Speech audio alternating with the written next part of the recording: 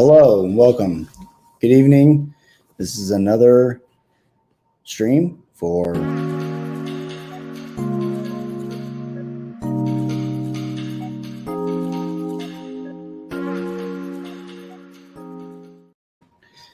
I'll be your host this evening, Captain Brandon Parham from the St. Louis AMED Recruiting Station.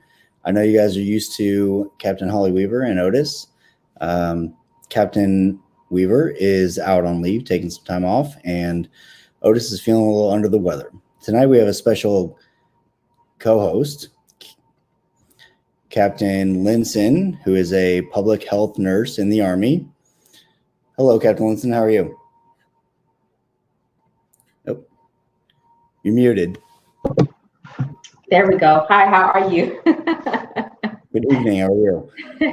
Pretty good, pretty good. I'm excited for this interview tonight. I know we're a little bit different from what everyone is used to seeing, but I still think it's going to be a fun night and a really good interview. I absolutely agree. Captain Linson, can you tell us a little bit about your background and what you do for the Army? Absolutely. So I am a public health nurse. I joined the Army in 2005 as a medic. And then from there, I decided to go to school to become a licensed practical nurse. And then once I was on the floor with some of the RNs, I said, oh, I can do that. So then from there, I decided to apply for the AMED Enlisted Commissioning Program. And I was accepted into that. And that's how I got my nursing degree. And then here I am today. So I was able to spend some time in the lovely Germany during the pandemic. So I got a lot of experience with that. So definitely it's been quite an interesting career for me. And I am at 16 years. So kind of on that, downhill slope as everyone calls it for that. You can see the light at the end of the tunnel, huh? The light is coming. That's awesome. And so you just started recruiting not too long ago, right? Yes, I am. Well, I guess I can't say I'm very new anymore, but I did get here in early July. But, you have to have quite a bit of training. And, most people tell you have to have like a year or two before you really, really feel like you kind of delve deep into recruiting. But so far, I've had a good time. I've met a lot of good people. And so it's definitely been a really good experience for me so far here in recruiting. Absolutely. Thank you for sharing your story. Really appreciate it. And tonight we have a special guest, Colonel Roy Danks. He is a general and trauma surgeon. Good evening, sir. How are you? I'm well. How are you? Thank you for having me. We both are amazing tonight. It's almost Friday. Yes, it's almost Friday. Very true. Sir, can you give us a little bit of your background? Well, I don't know how far back you want me to go. I went to medical school here in Kansas City at KCU. Well, what is now KCU? It wasn't then. And my residency in general surgery in Kirksville, Missouri, and then a fellowship in burn and critical care surgery at University of Iowa in Iowa City. So I joined the Army in 2007. I really wanted to join earlier than that, but the opportunity wasn't timed properly. So joined in 2007, been on several deployments, and I guess I'm here to tell you the rest of that story as we move on. Perfect. Thank you, sir. Appreciate that. And tonight we'll be answering your questions through the comments. If you want to reach out after, I will put my information here at the bottom. So you can call, text, or email at any point in time. Don't work on hours, so feel free, whatever your schedule works. Sir, so you've been in the Army for, you said, about 14 years? Yep, right around 14 years. Well, you were Air National Guard before, right? Yeah, so I did Army first, and I was originally assigned to the burn unit at Fort Sam, which is also known as the Institute of Surgical Research, or it's one of the Institutes of Surgical Research at Fort Sam. And that was who I did my first couple of deployments through. Then I left for a couple of years to become what's called a CCAT surgeon with the Air Force, critical care transport.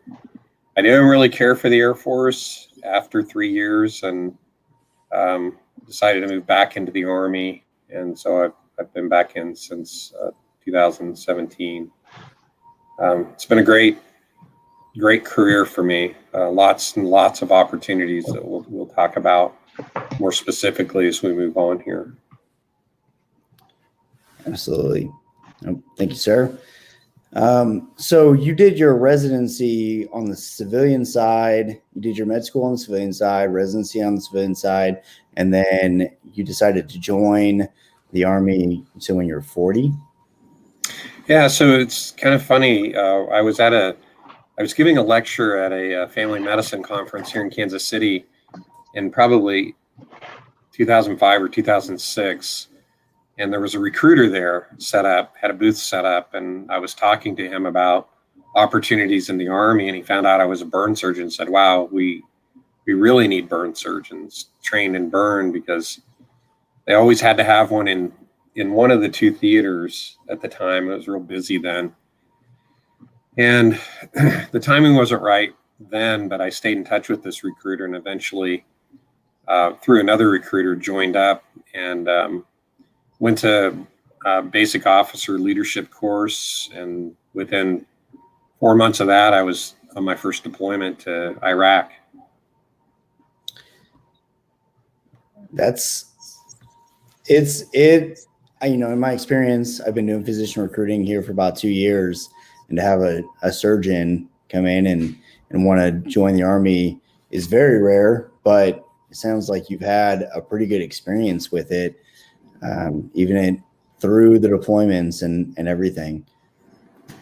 Yeah, I have, deployments aren't easy. Anybody who's been on them can tell you that they're very, very challenging for lots of reasons. And when you have no prior service experience, you don't know how the Army does things like moving you around the continents and across the oceans. It's a very eye-opening experience, I remember flying into Baghdad. We probably landed around 2 a.m. And back then they used to do these evasive flying maneuvers to land and not hopefully not be hit by rockets or anything. And then they put us in a tent, said, we'll come wake you up when your ride's here to take you to the hospital. And it was a couple hours later, and we're riding through Baghdad at 4 a.m. and got to the hospital. And you've been up for hours and hours and hours flying around the world, and all you want to do is just go to bed. And they throw all your gear out in a parking lot, start military dogs working them, make sure you haven't brought any contraband in.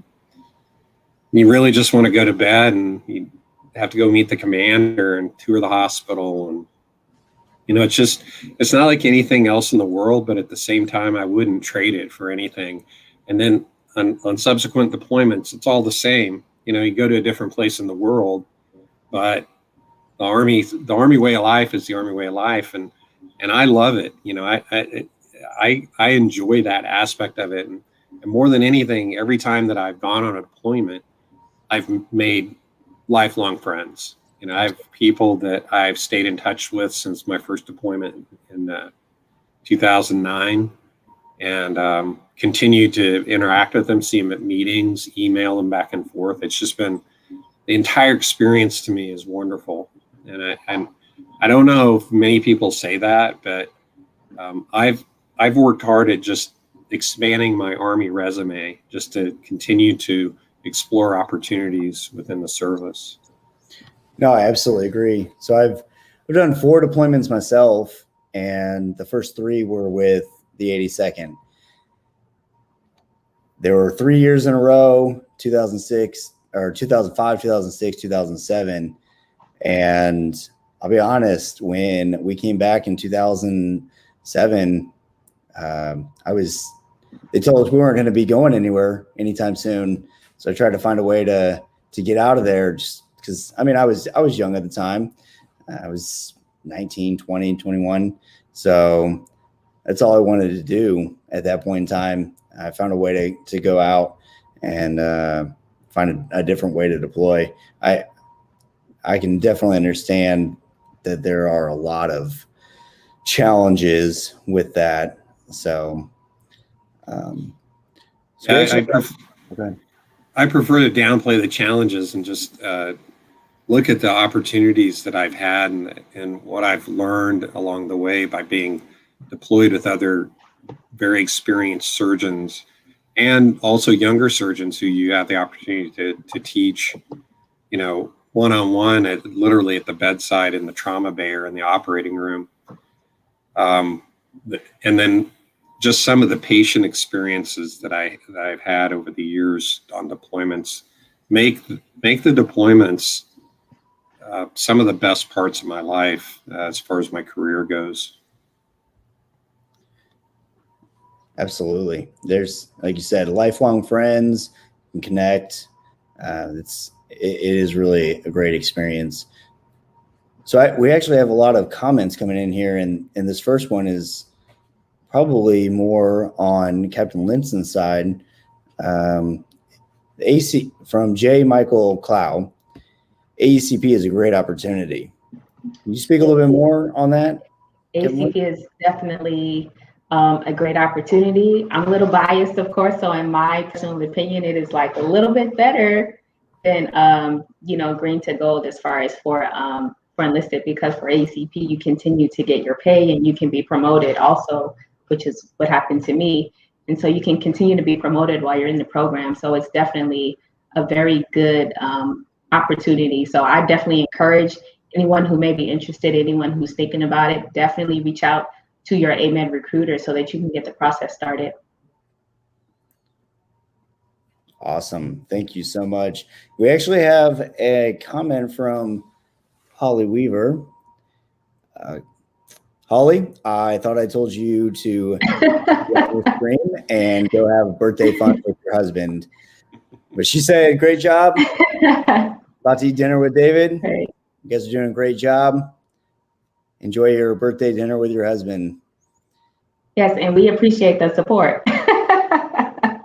Absolutely. We miss you. We miss you.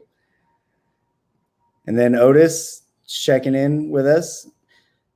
Can you let us know about the most gratifying part of being an Army surgeon? Oh man, Otis, you always ask the hard questions, dude. There's so many gratifying parts about being an Army surgeon that you don't experience as a civilian trauma surgeon. One is that these soldiers are so respectful and I don't want to say they need you. They do need you. They need physicians available to them for whatever your role in medicine is. When they're far away from home, they have no family around, they've been injured or they're sick, and they want to look up and see a face that's calm and collected and ready to do whatever job needs to be done. So that's very gratifying, taking care of sick and injured soldiers. The other gratifying part of it is when you have this experience in your civilian world, people look at you very differently.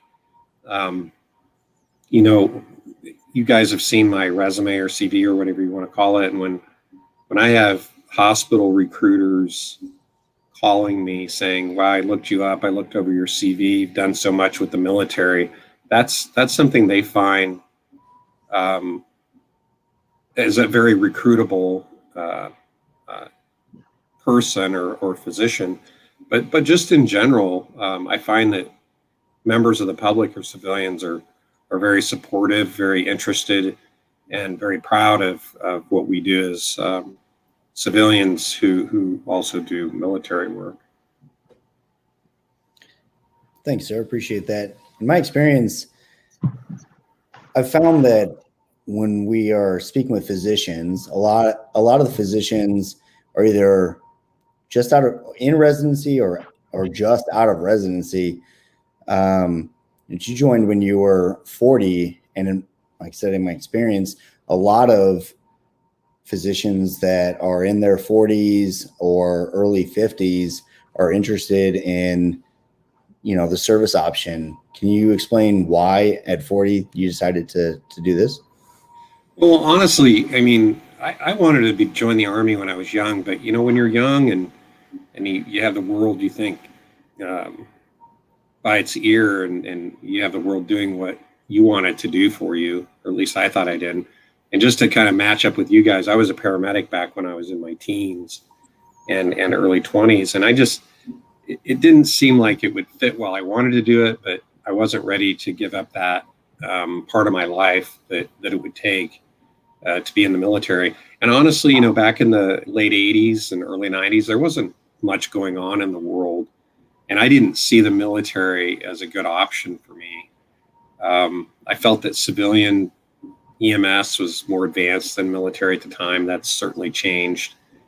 And it just didn't fit for me, but it was something that I was always thinking about. And then when the wars started up in 01 and I think 03, we went to Iraq, I became very interested in it because I was a civilian trauma surgeon in 2004. And I wanted to do more. I wanted to be involved in something bigger than myself, but I wanted the experience of being an Army trauma surgeon. We would go to these conferences, and these trauma surgeons would come back from the conflicts and talk at these meetings. And I was enamored by it all and knew I wanted to be part of that. Absolutely. That's awesome. It's a lot, especially coming out of med school and residency stuff. It's a lot to take in, going from residency into the Army. And I personally cannot relate, but speaking with physicians, I hear that a lot, actually. So we actually have a question for you, Colonel Danks, from Brent Daniel. Sir, do you have any concern with the trauma exposure for active duty military physicians? And he says in the garrison setting as well. Well, yeah, I mean, it's an ongoing issue that we're grappling with. The only time that the Army and Navy and Air Force surgeons are getting to operate on trauma is, generally speaking, is when they're deployed, and there's less and less of that now with these wars winding down. And so it's something the Army's working on, and the Air Force. And what they're doing is they're coming together with civilian entities. So one I can tell you about, a friend of mine is at in Camden, New Jersey, at Cooper Trauma Center there, and they have embedded military assets there. Same thing down at Ryder Trauma Center in Miami. I believe it also exists at University Hospital in Las Vegas. There's one in St. Louis also. So what they're doing is they're pulling in these active duty military assets to work side by side with civilian trauma surgeons so that the military surgeons don't lose that edge and can develop the skills that they're going to need the next time that they get deployed. But yeah, I mean, that is an ongoing concern, but it's being addressed because it's clearly recognized as a potential issue, but I think we're getting past it already. Awesome. And so before this whole thing started, Captain Weaver told me to get you to tell some stories. I mentioned that backstage. And so, of course, she wanted to throw this in here. You tell us the story when you were on the Ghost team, and what does it stand for, and what is the standout memory from your experience during it? Yeah, so Ghost T is a golden hour offset surgical treatment team, or surgical trauma team, something like that. Nailed it. And the idea is that a team of 6 to 7 people, so one, sometimes 2 surgeons, anesthesia provider, a couple medics and a nurse, are assigned to a special operations team. People know them as the Green Beret. We don't call them Green Berets in the Army, but Rangers also. And basically what we do is we have all our gear either in rucksacks or up on a 4x4 side-by-side UTV, whatever you want to call it. The idea is that you pack it all up. That's your operating room. Drive it onto the back of a Chinook. Fly into area of operation. Land, set up in a house. They kind of clear a house for you. Set your operating room up in a house and wait. And if that way, if anybody is injured, their time to surgical care is within that golden hour, or less than 60 minutes, because we know that improves outcomes. We went to Western Afghanistan. We were supposed to be flying around the country. The pandemic shut all the military movement down, and we ended up locked in way west Afghanistan, near almost out to Iran. We had some experiences. We were well prepared, well equipped to deal with just about anything from a trauma surgery standpoint. We had other teams that were in Kandahar that would fly out on missions as well. Prior to that, I'd been on a forward resuscitative surgical team in Salerno, which is southeast Afghanistan or eastern Afghanistan. We were in a hard-sided hospital there, but we did a lot of trauma surgery. And then prior to that, I was in Baghdad, Iraq as a burn surgeon, and I did a lot of pediatric burns and adult burns. And that's where some of the better stories come from. We took care of a lot of really big, bad burns there, took care of some civilian burns and used some techniques that had never been used before in the burn world. And we saw a lot of benefit for. Thank you, sir. Appreciate that. I will say the Ghost T, I was in Afghanistan in 2017. The Ghost T was a really big thing. They would not allow any troops go outside of that 60-minute radius. Well, actually 30 there and 30 back. Right. That 30-minute radius without a Ghost T being set up outside of there. So it's absolutely a great asset to have out there. Yeah, all that's changing. We're moving now, even downsizing more and becoming the expeditionary resuscitative surgical teams, even smaller teams with a little more tactical medicine training. But I mean, you have to, and again, I say, these are things you can't do in the U.S. When we were training up for this down at Ryder Trauma Center in Miami, we had a lot of scenario-based training for the first week. And a guy was there that'd been deployed in Afghanistan before, and he said, well, so what are you going to do when you have a soldier with an open belly and you don't have anybody to hold retractors? And, oh, by the way, you don't have any retractors for them to hold.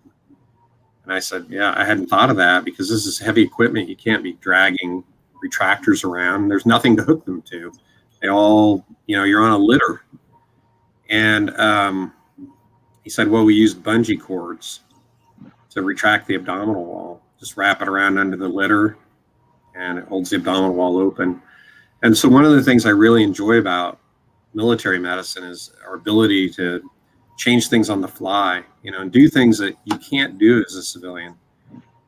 When I was in Baghdad, we had a large burn that I think it's probably one of the stories Holly's talking about. Basically, they said if the burn was, I think it was 30% or larger, it could have been 40. They said, non-military, non-U.S. military, non-coalition force, basically it's just comfort care. They're not going to survive. Just tuck them away and give them morphine. And we got this guy in with a almost 60% burn. And that's, even in the U.S., that's a tough one.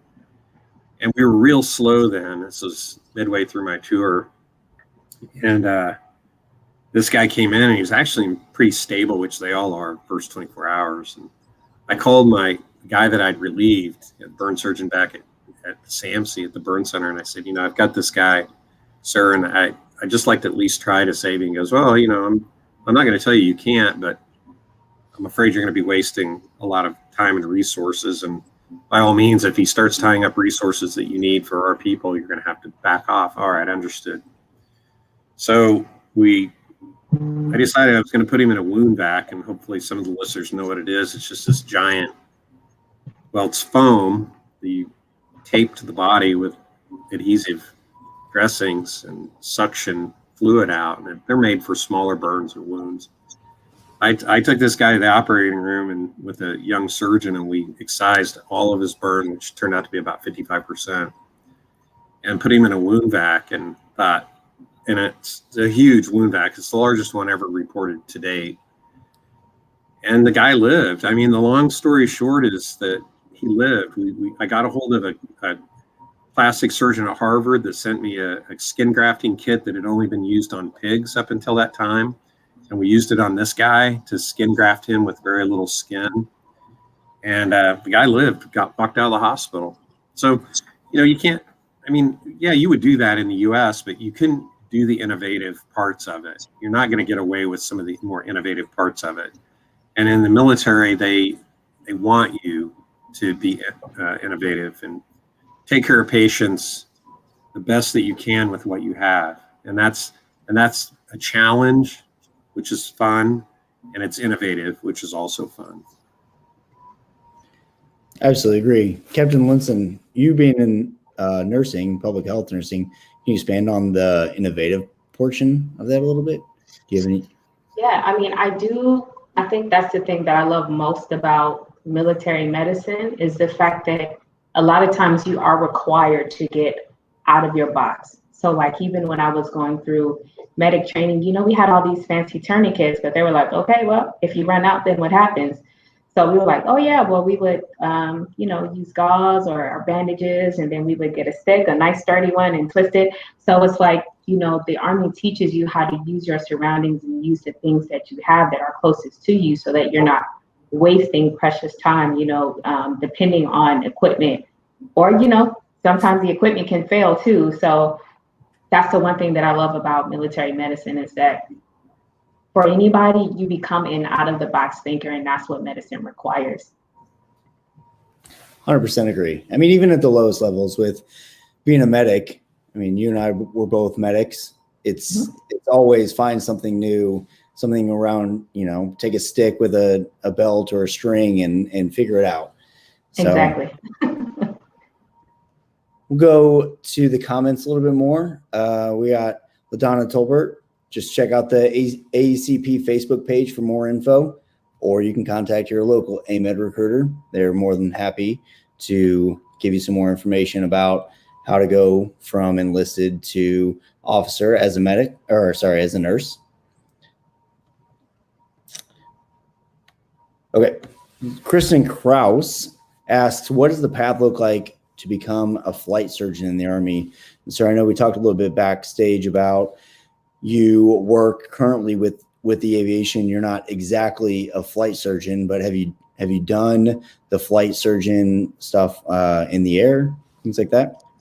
Well, so the first thing is to get an understanding of what is a flight surgeon. I am a flight surgeon now.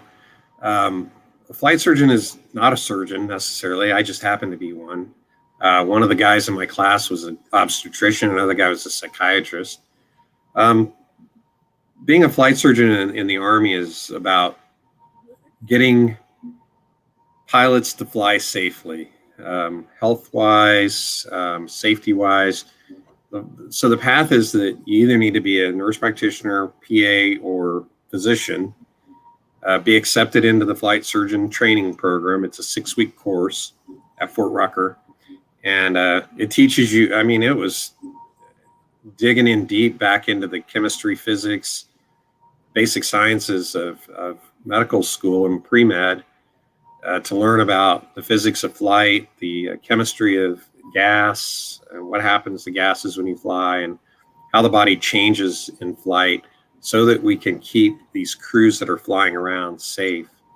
So it's nothing about being a true surgeon. It's an antiquated term that we'll always keep, I think. And it's a challenging aspect of medicine. It's primary care, it's occupational and safety. We learn how to investigate aircraft mishaps, or what some people call crashes or accidents. We call them mishaps. Flight surgeons are involved in all mishap teams. It may be as simple as prescribing a new medication to a pilot, making sure that it's safe and doesn't need a waiver. There's a lot of that. So the path is you have to be one level of provider, and then you have to go to the flight surgeon school, and then you get assigned to be a flight surgeon for a particular aviation unit. I'm fortunate because I got a command position in aviation, and then they sent me to flight surgeon school, so that at least I think have some credentials and credibility with all the other flight surgeons I'm in charge of. Absolutely. Thank you for that explanation, sir. Much appreciated. Yeah. We have a comment from William Powell. He would like you to speak about maintaining your surgical skills as a trauma surgeon while not being deployed. He says, I've heard it to be challenging to maintain your skills here since there's limited amount of trauma seen stateside while working at military hospitals. So that's true. Obviously, I'm reserve. I'm not active duty. I keep my surgical skills up, my trauma surgical skills up. Actually, right now, I'm on trauma call in Kansas City, a level 1 trauma center. This trauma center sees a couple thousand traumas a year. 15 to 20% are penetrating, so we operate a lot. And I don't do this for the money, and I don't do it because I like to tie up all my free time. I do it because I really love trauma, and keeping that skill set sharp for deployments is important to me, and that's very much why I'm here. For other surgeons, they don't have that same opportunity, and certainly for military hospitals, very few military hospitals are trauma centers. A few of them are. Fort Sam's is a trauma center. I think up at Fort Lewis McCourt is a trauma center. There's a couple others. So you can get it. I mean, if you want to be a trauma surgeon in the Army, there's ways to be assigned to a location where you can get some trauma surgery.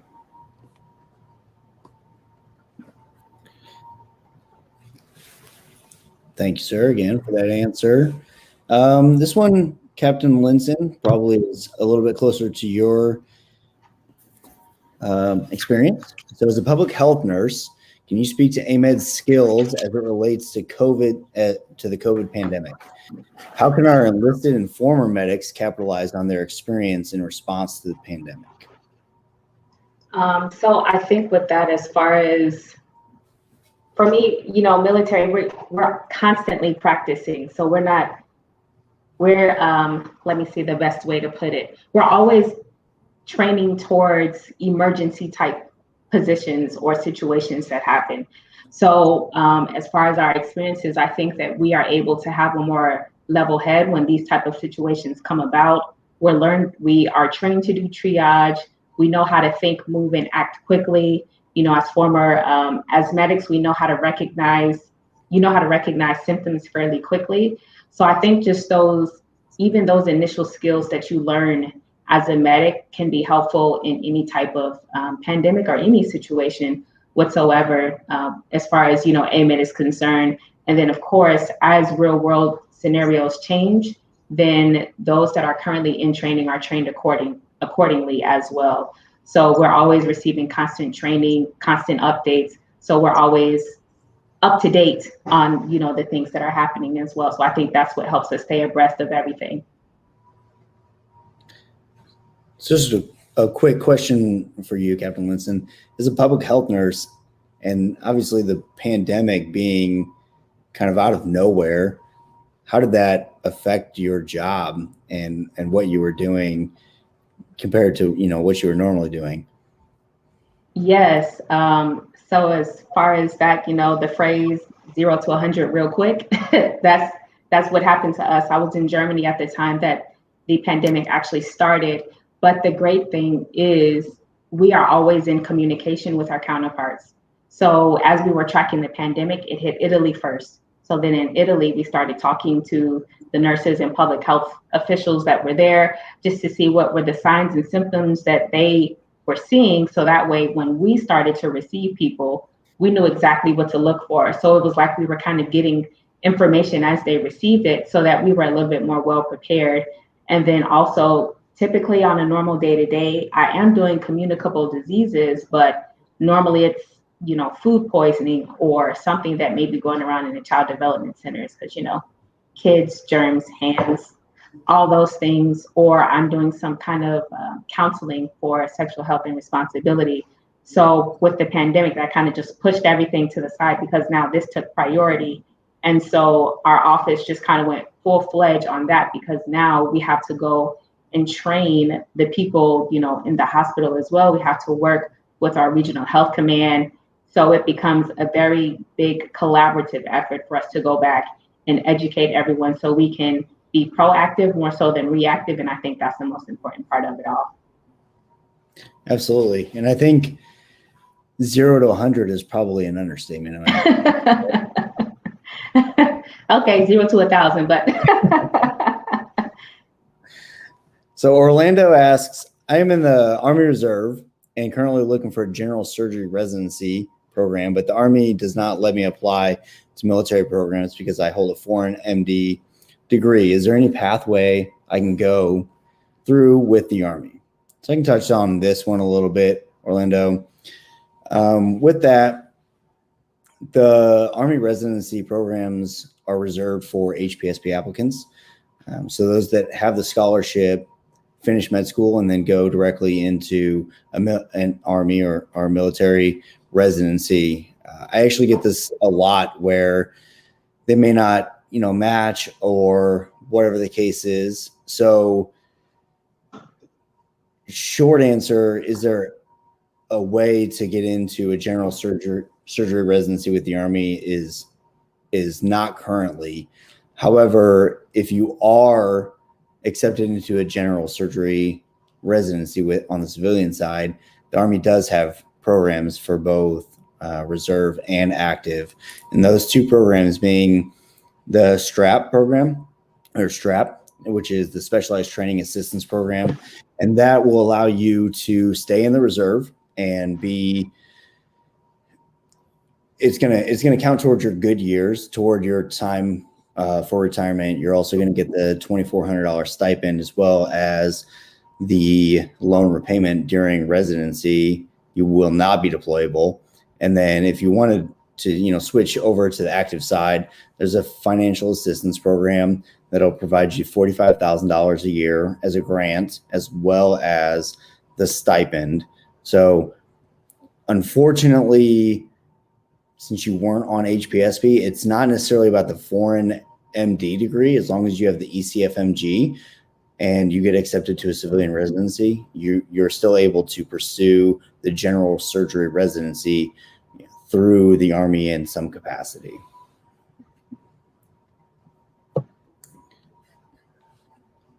All right, this one's specifically for you, Colonel Danks.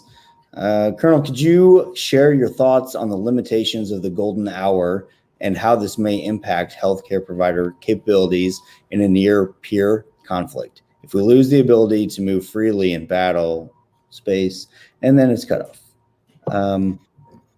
So I'll have you answer the first portion of that there. I mean, it's a good question. So what we're talking about all the time is the near-peer conflict.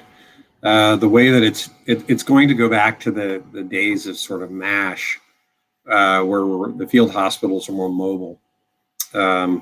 We're looking on the aviation side, we're looking at airframes, the future vertical lift, where they can get lots packed into a helicopter, lots of weight, and can get places quickly, even when we don't have air superiority. And so it's gonna look, I think, at least from what I'm understanding from the conversations I've had, is that it's gonna look more like we're going away from combat support hospitals, going back to field hospitals and mobility to be closer to the battlefield. And I mean, the golden hour itself is a bit of a misnomer. It's really shorter than 60 minutes. And there's a lot of time in there that you lose well before, the patient reaches medical care or medical care reaches the patient. And so we have to marry those two together, where you have your medical assets close enough that they're quickly reachable, but not so close that they're in constant danger. And that's where some of the challenge is. But I know it's something that's being worked on constantly, because being a commander, I go to a lot of meetings now. And this is constant conversation that we have, is near peer conflict, and from medical assets, how are we going to handle that? It's not a direct answer, Adam, I understand, but it is something being addressed on a daily basis. Sure. Always changing, always adapting. Yep. We have a comment here from Colin. How did Dr. Danks end up at a research medical center in Kansas City? If this is explained already, I apologize. No apologies accepted. We're good. I actually did my undergrad in UMKC. Go Mizzou. I shadowed many hours with a doctor who worked at a research medical center. Yeah, so it's kind of funny. I was asked to come here 4 or 5 years ago when they were short-staffed on trauma surgeons, and I didn't think much about it. I had worked at KU Med before as a trauma surgeon and hadn't really heard much about research, and said, yeah, I'll do it, and thinking it's not going to be a very big deal. That's 5 years ago, and I've been here. I just ended up here. I'm the last guy that was with the original group of trauma surgeons here at Research. It's all been replaced by a new company, and I just ended up here. I think it's kind of a blessing in disguise. It's really hard work. I worked Monday night here. We were up all night doing traumas, but on the other hand, it keeps my skill set very sharp for what I need for deployments. So to be clear, sir, that's on the civilian side, correct? Outside of your military experience. Yep, that's out on the civilian side. So this is civilian work. My job in Kirksville, where I practice general surgery, civilian, and then currently my military commitment has me at Fort Knox in Kentucky with aviation. If you don't mind expanding a little bit just on how you balance the military side, the Army side, the Army Reserve, being in Kansas City, being in Kirksville, and being in Fort Knox. That's a good question. Busy schedule. I introduce myself to myself as I'm coming and going. The research thing here in Kansas City, it's usually not. I typically would normally do about 3 shifts a month. I'm doing more because we have a surgeon off right now. I have 2 partners at my practice in Kirksville, so we can adjust the call schedule to work for me. I know the battle assembly schedule well in advance, so I can plug those weekends into the Google Calendar and make sure I'm off. I either fly or drive to Fort Knox. I also have part of my job as the command surgeon is to go out to other units and help them. So I end up going to Texas and California and other places to help out. And it's just one of those things. You end up figuring out how to balance your schedule. It's tough, but somehow I get it done. Absolutely. So we have Brett Herbert, another one for you, sir. What do you look for in an anesthesia provider on a team such as this? And I believe it's a nurse anesthetist. Am I correct? Yeah, it's on the Ghost teams. It's a CRNA. In fact, most of my deployments have been with CRNAs. I've had a few anesthesiologists. Actually, when I first got out at Fob Thompson in Afghanistan back in 2020, there was an anesthesiologist there. But then he was replaced by a CRNA. So that's typically it's going to be a CRNA, but not always. So if it's not a CRNA, do you have an anesthesiologist with you? Yeah. Yeah. Okay. It'll be either or. Okay. We have another one. It's a follow-up question. Adam asks, could you describe some of the med log challenges? So the logistics for the medical supplies and what you would recommend for non-soft capability units. Well, I think what we were doing, we get what's called a speedball, basically replacing expired blood, any meds that we needed that may be expired or we used. Basically, it's flown out on the next flight out to the FOB or wherever you're kind of basing yourself. And it's just communication with whoever's back at the main headquarters to say, we need this stuff. And if we were out at a site off the base or off post, we would have the speedball sent out via that route. 1 second here.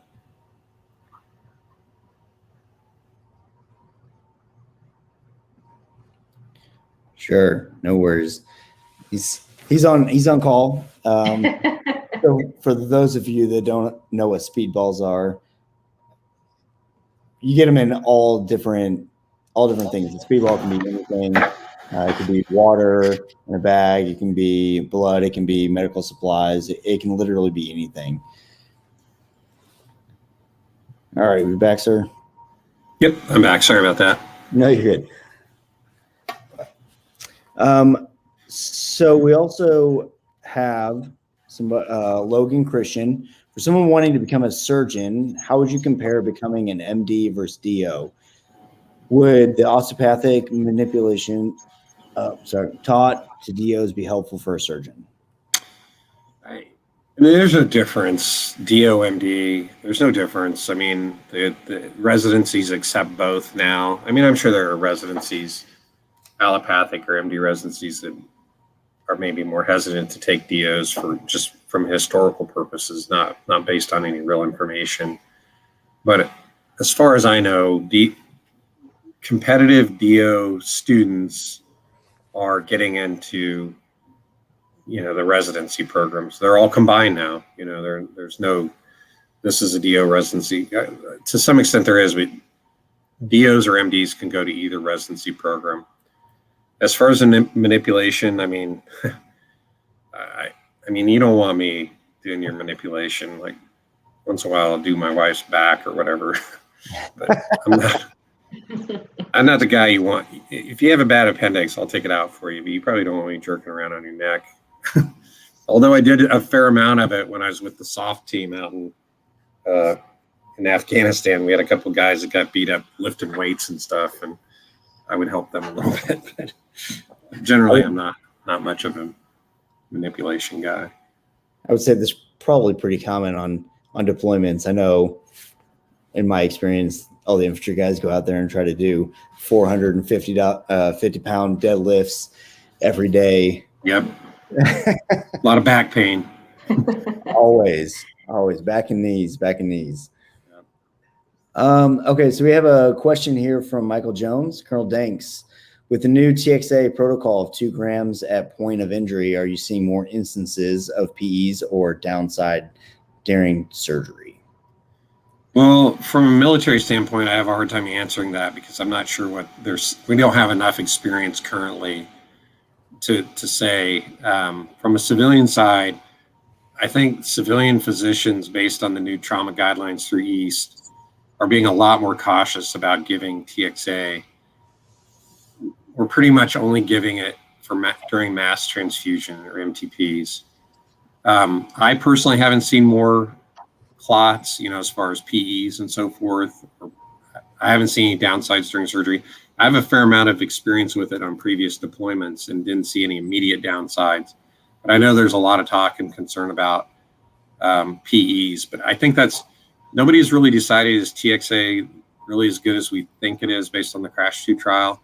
I've seen good out of it. I've seen it not work.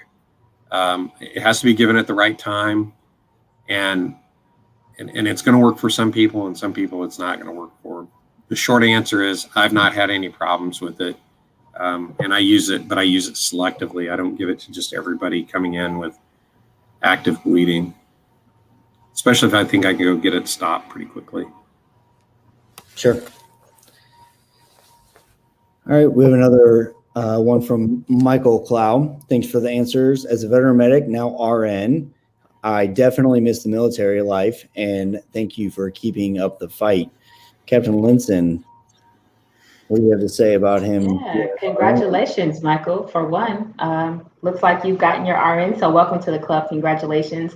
I mean, and definitely, the way that you can always help us is to, always talk about the Army, everything all the advantages that it provided, all the lessons and skills that you learned to help you become an RN. And, we always take referrals. We're always looking for referrals, but definitely congratulations to you.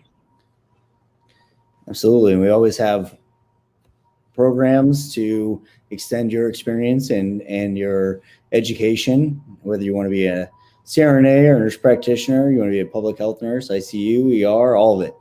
So if you ever think about coming back in, hit it up. All right. So we have Jarrell. If I pronounce that wrong, I apologize. Jarrell Wiley. Hello, sir, and thank you for your time.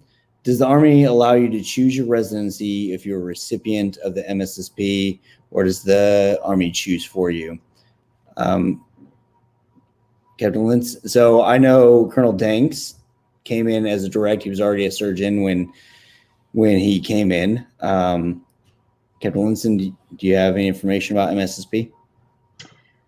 No, I do not. That's actually still one of the programs that I am still learning as a new person. So Oh, you're not that maybe new. you can take it away. You said it in the beginning. You're not that take it new. away. There's For like 55 programs. that many? There are a lot. So for MSSP, you do get to choose your own residency. So, or MDSSP. I say MSSP because it's medical school stipend. We're talking about the physician side of this, and not the dental side. However, if you're in MSSP in medical school, you do get to choose your own residency. You're going to go to a civilian residency. Once you finish medical school, you'll come in, you'll commission in the Army as a captain, and you're going to go to a civilian residency. At that point in time, if you would like to apply for STRAP, the Specialized Training Assistance Program, and then continue with your stipend and also add the $40,000 a year, depending on what residency you get into. If it is general surgery, absolutely currently, I say currently because obviously these things change annually, but if you are going into general surgery, then you can couple that with STRAP and go through your residency, and then come out on the reserve side as a general surgeon in the Army Reserve. So I hope that answered your question. Let's see. I think it did. You said perfect. All right. Claudia asks, does the Army allow you to choose your residence? Oh, that's not the same one. I think I just no, there were two people that asked the same question. So right. So yeah, we answered two. We're good. MSSP, absolutely. It's a great program if you're looking into it. And so one thing I will mention about MSSP is that you get to choose your own medical school and residency, same as the civilian side, as well as that time in medical school and residency counts towards your time in the reserve toward retirement. So, if you're going through 4 years medical school, 4 years of residency, or 6 years, whatever, you're looking at 10 years already in the Army Reserve and 10 years away from retiring in the Army Reserve if that's what you choose. Sir, so I just have a question for you. Again, going back to Captain Weaver, do you have any other stories that you feel like would be beneficial or helpful for any resident physicians out there? Any information? Well, I mean, I'll start by saying I was just thinking as I was listening to you guys that for those of you who are contemplating the military, I'll first say if a 40-year-old guy who's a surgeon can get into it and succeed, I think anybody can. And I did it because I came in with an open mind. You have to understand that the Army does things the way the Army does them. And if you're not open-minded to that, it's not going to be a pleasant experience. If you're open-minded to it, it opens door after door after door, which is why I've made it to where I am today as an Army surgeon. If you want to talk, I did have another I had some really cool experiences in all my tours, but when we were in Baghdad, we had 6 or 10 bed ICU, I think. Always had a lot of local nationals. We had a guy there that was a security contractor from Uganda, I think, or somewhere in there. And he developed, I think he got dengue fever or one of those awful, diseases, and ended up on the ventilator. And he was too sick to transfer, and he was too sick to be where he was. I don't want to say stuck with him, but we were stuck with him. And he went into renal failure. Well, we're thinking, this is it. We have no way to dialyze this guy, and renal failure, there's nothing we're going to be able to do. In the U.S., you just plug him into a dialysis machine at the bedside. Well, one of the medical officers, general medical officers, is an internist and a nephrologist, a kidney specialist. And we went to him and said, "Hey, sir, you got this guy in renal failure. We're trying to figure out what can we do." And he said, "Well, we can just have the pharmacy mix up diacylate, which is one of the things you use in dialysis." He goes, "You guys can put some tubes in his belly and we'll just do peritoneal dialysis on him at the bedside." Nobody had ever done it before, at least in the military setting. And so we stuck chest tubes in his abdomen and ran diacylate in one and removed the impurities through the other, and the guy survived, and we eventually were able to get him home and down the road he did really well. The military actually published, I think we had a total of 4 cases in the next couple of years doing it that way. And that's the innovative side of military medicine that I love.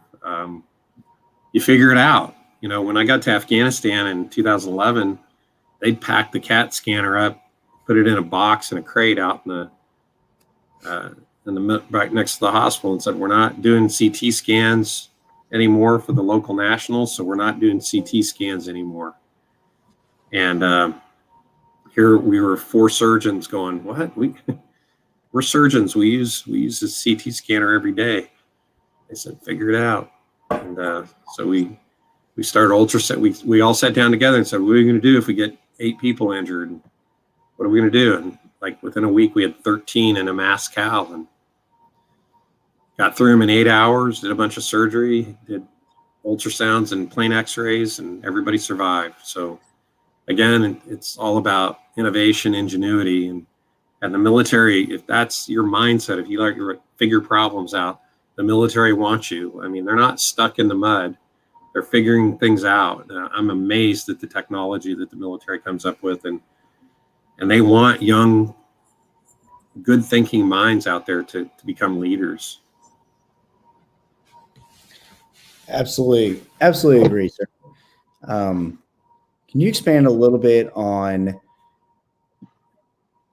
your decision when it comes to reserve versus active duty?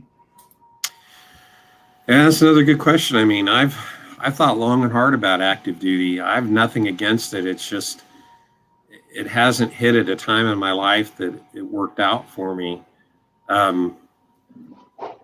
For me, the reserve has always been the way to go. But I have lots of friends that are active duty surgeons, and they love it, and it's a good career choice for them. I don't think they get to operate as much as I do.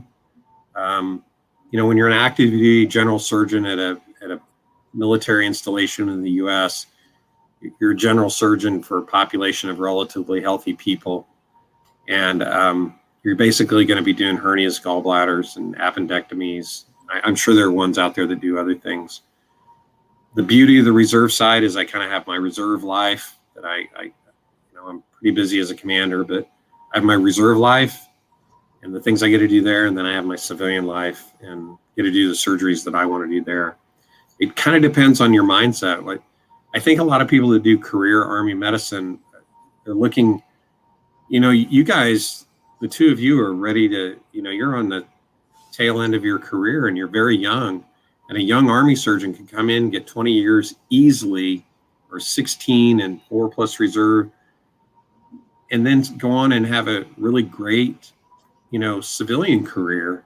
So I think a lot of my friends that do it because they realize that the military is a great way to set up your retirement for the rest of your life and then move over to the civilian side. So there's options either way. It just kind of depends on where you are in life, moving, and your family, etc. You know, you're not going to make the money in the Army that you make as a civilian surgeon. But then I don't do it for the money. I don't do any of my work for the money. There's not enough. But I really enjoy what I do. Thank you very much, sir. Appreciate that. And we appreciate your service. We appreciate everything that you do for the soldiers and the families and your deployments. It's amazing to have you here. And when we spoke earlier, that you just enjoy helping, and it's greatly, greatly appreciated. Your outlook on everything and just the experiences that you bring to the table is more than, you know, that I could ever imagine. Captain Linson, do you have anything? Yes, sir. Thank you so much for your time. You have definitely given us a lot of things to think about. And I definitely love the fact that you told us that we essentially need to keep an open mind, because if we keep that closed mind, then all of these opportunities that the Army provides, you would never know about. Like, even me, for instance, the way that I've been able to progress, it's because I've kept an open mind. So I think that's a really good key that you brought out throughout all of this is keep an open mind, and then any kind of opportunities will come about and you never know what direction it can take you. So thank you, sir, for that. Absolutely. You're welcome. It's a pleasure being here today. I agree. I think between the three of us, we all show very, very different paths when it comes to our career progression, and we're all in different places, but all really great places, all, funneled through the Army programs and what it has to offer. So, sir, if you could just hang out in the backstage, we'll close this out and say our goodbyes. Thanks, sir. If you don't have anything else. Nothing else for me. Have a great night, sir. Appreciate you. Thank being you. here. You guys too. All right, Captain Linson, do you have any closing comments that you'd like to throw out there? Well, that was an amazing interview with Colonel Danks. So thanks again to him, for sharing his Army story, because that's the thing that we need to hear. And that's how we get the word out, to tell people how great the Army is. So it was really a good experience. I think this is my first time on here. I think so. Maybe my second. No, when I first got here, I did speak about public health nursing, but definitely for those of you that have commented and asked questions about residency or AECP and all those things, definitely feel free to reach out to us. And even if you're not in our area, we'll definitely make sure that we get you to the right point of contact so that, we can take good care of you. Definitely. Thank you so much, Captain Linson. You are a rare breed. Public health nursing is a very small field, and very small, very difficult to find. But we absolutely appreciate you, and I think that your specialty has really come out with the pandemic and everything. So, thank you so much. Hey, it was my pleasure. Everyone else out there listening, thank you so much for tuning in. I hope you learned something, and if you have questions about anything, please feel free to reach out either to myself, and I'll get you to your local recruiter, or whatever questions. I'm available at any point in time. Text, call, email, LinkedIn, anything you can find me on. So thank you again, and have a great evening.